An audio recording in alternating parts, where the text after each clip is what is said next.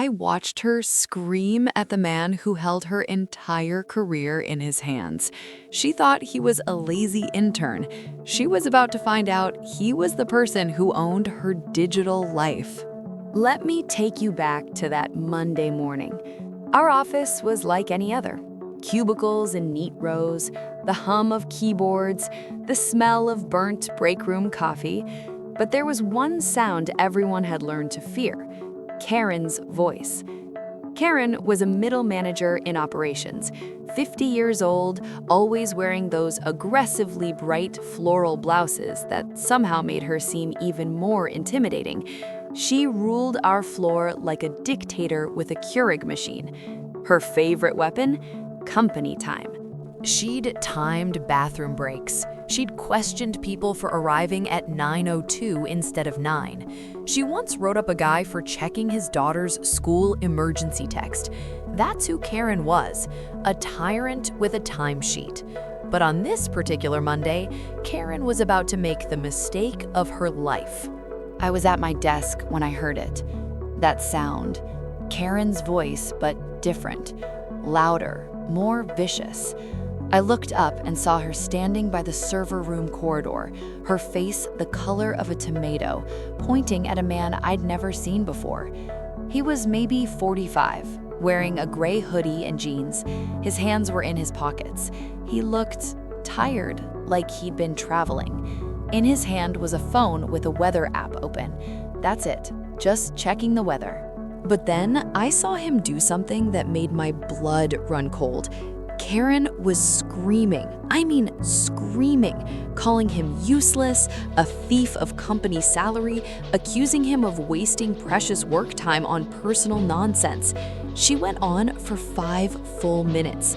The entire office had stopped working. We were all watching. And the man? He didn't argue, he didn't defend himself. He just stood there with this small, knowing smile. Then he looked down at her chest, at her name badge. He pulled out a small notepad, wrote something down, and nodded. That smile. I'll never forget that smile. Karen strutted back to her desk like she just won a war. She was muttering about how nobody respected company policy anymore, how people like him were the reason productivity was down. I went back to work, but something felt off. Then, around 10 a.m., I got an email. We all did, company-wide. Dear team, please welcome Marcus Chen, our global head of IT infrastructure, who is visiting from headquarters this week to conduct system optimizations and security audits. Thank you for your cooperation. I looked across the office. Karen was still typing away, completely oblivious. She hadn't read the email. She never read company emails unless they were about her. But I knew. The man in the hoodie wasn't some lazy employee. He was the person who controlled every digital footprint in our entire global company, and Karen had just screamed at him like he was garbage. But what happened next? That's when Karen's world started to crumble, one silent keystroke at a time. Over the next 3 days, Marcus didn't fire Karen. He didn't yell, he didn't even confront her. Instead, he did something far more devastating. He conducted a full digital audit. See, every click, every website, every second you spend on your work computer, it's all tracked. Every single thing. And Marcus had access to all of it. I heard through IT whispers that he was building a file, not just on Karen's recent activity, on months of it. Turns out, while Karen was screaming about company time, she was spending 70% of her day on Pinterest and Zillow, looking at vacation homes, pinning recipes she'd never make. Meanwhile, her entire team, good people who actually worked, were doing her job for her. But Marcus wasn't done, because what he did on that Monday morning, that was the kind of justice that becomes a legend. Monday morning, 1 week after the incident, we all filed into the conference room for our weekly team meeting. Karen sat at the front, of course, like she always did, queen of her little kingdom. Then Marcus walked in. He was flanked by 2 security guards. He didn't say a word. He just walked to the front of the room, connected his laptop to the big screen, and pressed play. Karen's browser history appeared. month by month, hour by hour. But Marcus just clicked to the next slide.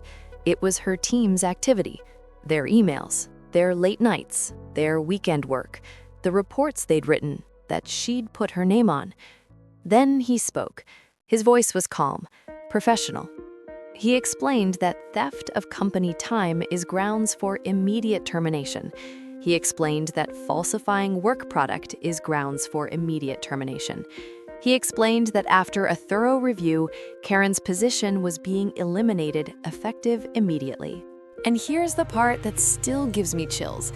As the security guards escorted Karen out, she tried one last time to save herself. She pointed at Marcus and screamed that he was the one wasting time, that she'd seen him on his phone, that he was the problem. Marcus stopped walking.